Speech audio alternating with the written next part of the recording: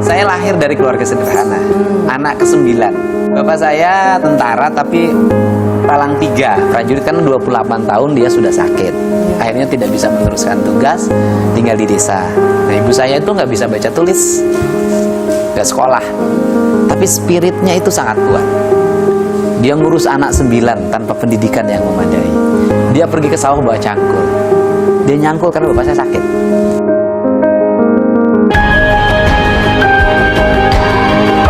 Berawal dari karir jadi anggota DPRD. Saya DPRD dimulai dari pedagang beras, kemudian punya uang, punya modal, nyalon anggota DPRD, saya menang.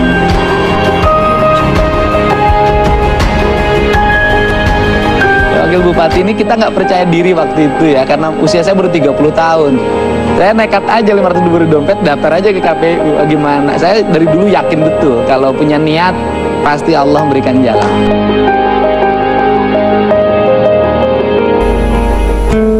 Di hati saya selalu ada ibu saya. Dia selalu tersenyum ketika menghadapi kesulitan. Ketika dia tidak punya daya ingat apapun terhadap sesuatu.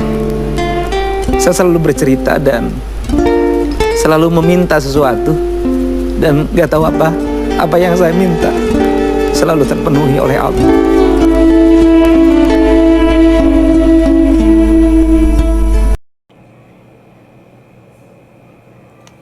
Assalamualaikum warahmatullahi wabarakatuh. Di sini akan menjelaskan atau mendeskripsikan bagaimana beliau menerapkan nilai-nilai berakhlak.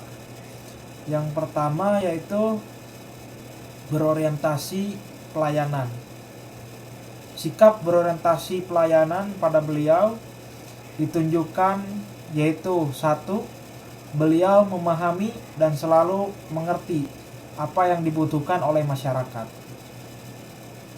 Dalam contoh, ketika beliau menemukan warga yang rumahnya ini atau melihat anak yang putus sekolah, beliau meskipun sedang di perjalanan atau saja belusukan ke tempat-tempat yang ketertinggalan, beliau ini langsung cepat tanggap melakukan penanganan saat itu juga, tanpa harus menunggu laporan dari warga sekitar.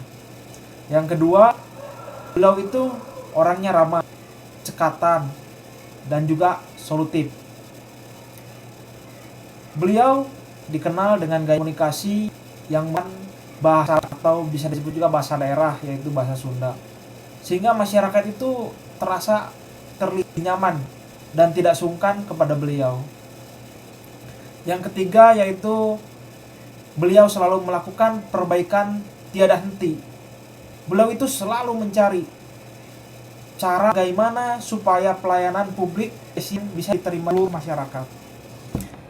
Gaya KDM mengajarkan bahwa pelayanan prima bukan hanya soal di balik meja saja, tapi soal keberanian untuk turun ke lapangan dan memastikan kehadiran negara yang dirasakan oleh masyarakat yang membutuhkan.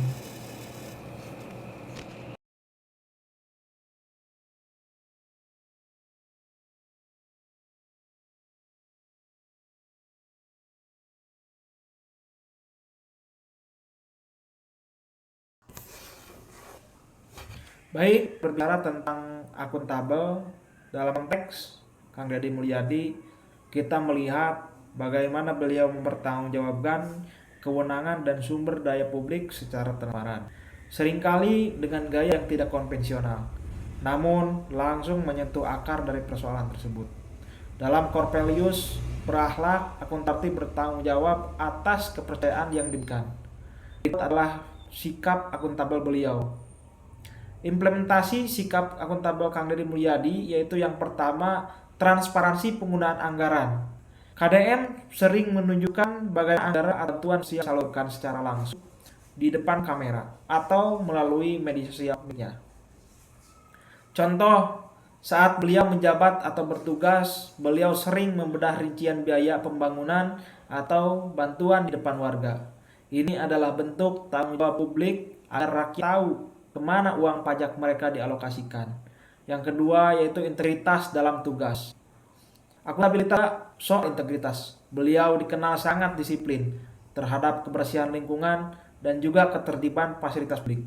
Contoh, tak jarang beliau turun langsung menegur petugas atau kontraktor jika hasil pekerjaannya tidak sesuai standar.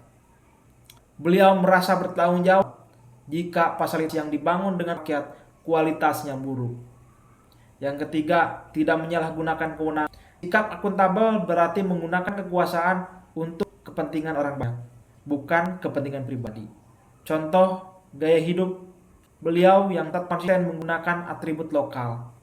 Dan kesederhanaannya menunjukkan bahwa jabatan tidak digunakan untuk kemewahan pribadi, melainkan sebagai alat untuk memberdayakan budaya dan masyarakatnya. Yang keempat, tanggung jawab moral di luar jam kerja. Bagi KDM, akuntabilitas sebagai pemimpin tidak berhenti saat selesai. Beliau seringkali dalam perjalanan, jika melihat ketidakadilan atau warga yang kesulitan, beliau berhenti untuk menyelesaikan masalahnya. Beliau merasa memiliki hutang tanggung jawab kepada rakyat yang telah memberi.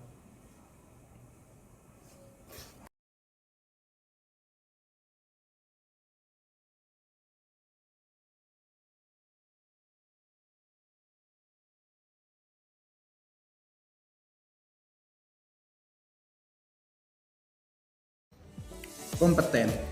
Penerapan nilai-nilai ASN berakhlak dari seorang Kang Deddy Mulyadi. Kompeten yaitu menjalankan tugas dengan kualitas terbaik. Salah satunya adalah transformasi pelayanan pembayaran pajak kendaraan bermotor. Selama ini, kewajiban pajak kerap dianggap sebagai beban administratif yang menyulitkan masyarakat, terutama keterbatasan akses dan waktu. Untuk menjawab persoalan tersebut, melalui pemerintah Provinsi Jawa Barat menghadirkan inovasi baru, yaitu layanan melalui kios Samsat yang kini tersebar di berbagai titik non-konvensional yang mana mempermudah masyarakat untuk membayar pajak. Untuk nilai harmonis, contohnya KDM menerapkan kebijakan yang menghormati keberagaman budaya di daerah Jawa Barat. Contohnya Kulon, Priangan, Cirebonan, dan Betawi. Dengan mengakomodasi identitas lokal di setiap wilayah, ia menciptakan harmoni sosial agar tidak ada masyarakat yang merasa terpinggirkan secara budaya. Berbicara tentang loyal, contoh implementasi nilai loyal dari seorang KDM yaitu menjaga rahasia jabatan dan negara, transparansi yang bertanggung jawab.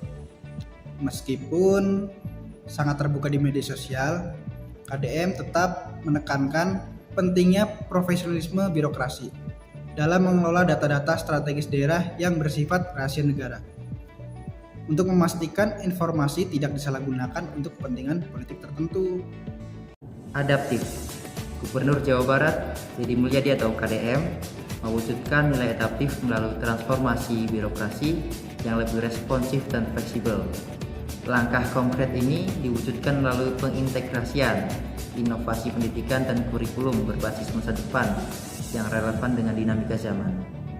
Dengan menggagas program Sekolah Maung Jawa Barat 2026. Maung atau manusia unggul yang menawarkan jurusan-jurusan strategis untuk mencetak talenta yang siap menghadapi tantangan masa depan. Kolaboratif.